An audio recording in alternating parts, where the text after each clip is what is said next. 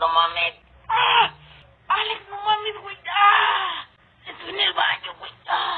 Porque hace rato, güey, me comí una quesadilla, güey. Pero me la comí fría, mamá, porque pues me dio hueva calentarla, güey.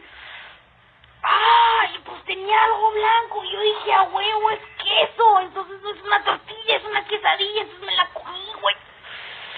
No mames, era un hongo, güey.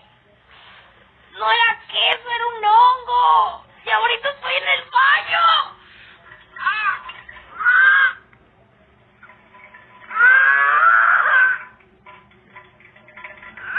¿Qué hago? ¡Ay, güey! ¡Güey, ayúdame!